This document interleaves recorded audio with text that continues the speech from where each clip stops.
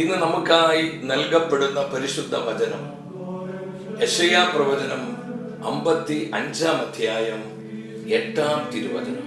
കർത്താവ് അരുളി ചെയ്യുന്നു, എൻ്റെ ചിന്തകൾ നിങ്ങളുടേതുപോലെയല്ല, നിങ്ങളുടെ വഴികൾ എൻ്റേതുപോലെയുമല്ല. ഈ പരിശുദ്ധ വചനത്തിലൂടെ ആത്മാവ് എന്താണ് നമ്മോട് സംസാരിക്കുന്നത്?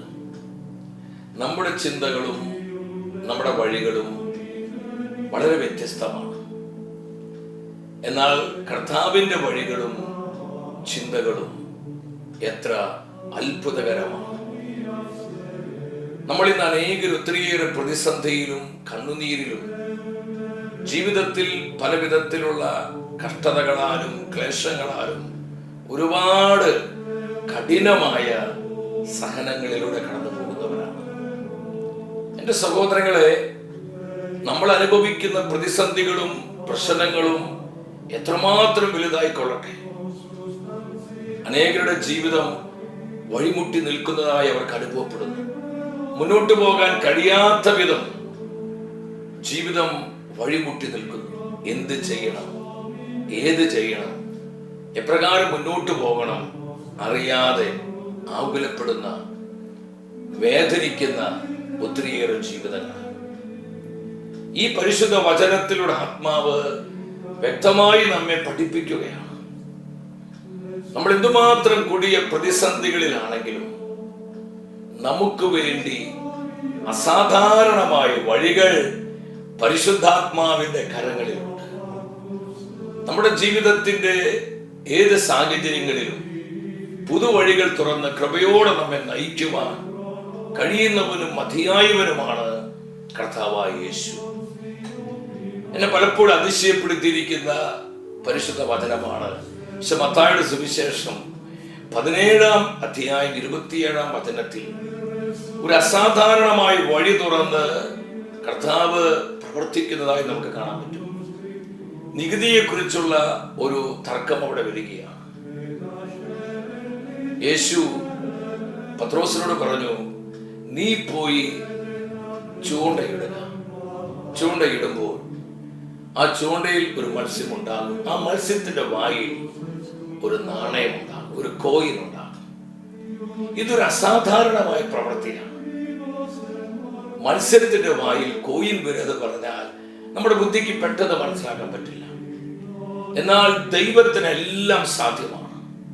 കർത്താവ് പറഞ്ഞു, നീ അത് കൊണ്ടുപോയി എനിക്കും നിനക്കും വേണ്ടി നികുതി അടയ്ക്കുക. ഒരു അസാധാരണമായ വിധത്തിൽ കർത്താവ് ഇടപെടുകയും പ്രവർത്തിക്കുന്നതുമായി ഈ വചനത്തിലൂടെ ആത്മാവ് കാണിച്ചു തരികയാണ്. നമ്മുടെ ജീവിതത്തിലും ഈ വിധം പ്രവർത്തിക്കുവാൻ ശക്തനാണ് കർത്താവായ യേശു. പ്രിയ സഹോദര സഹോദരി, നീ എന്തുമാത്രം ദുരിതത്തിലും സങ്കടത്തിലും വേദനയിലുമായി കൊള്ളട്ടെ, ഈ പ്രോമിസ് വിശ്വസിക്കുക. ഇത് നിനക്കുള്ള വാഗ്ദാനമാണ്. കർത്താവിന്റെ വാഗ്ദാനങ്ങളിൽ ഹൃദയമുറപ്പിക്കുവാൻ നിനക്ക് തീരുമാനമുണ്ടെങ്കിൽ അത്ഭുതങ്ങൾ കാണാൻ പറ്റും. വീണ്ടും രാജാക്കന്മാരുടെ 1-ാം പുസ്തകം 17-ാം അധ്യായം 16-ാം വചനത്തിൽ പ്രവാചകനായ ഏലിയായിലൂടെ ദൈവം അരുളി ചെയ്തു.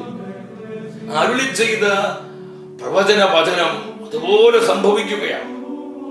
കലത്തിലെ മാവ് തീർന്നു പോയില്ല, ഭരണിയിൽ എണ്ണ വറ്റിയില്ല. ആ കൊടിയ ക്ഷാമത്തിന്റെ നാളുകളിൽ അത്ഭുതകരമായി ഒരു അസാധാരണ വഴി ആ സരപ്തയിലെ പാവപ്പെട്ട വിധവയുടെ വീട്ടിൽ കർത്താവ് തുറക്കുകയാണ്.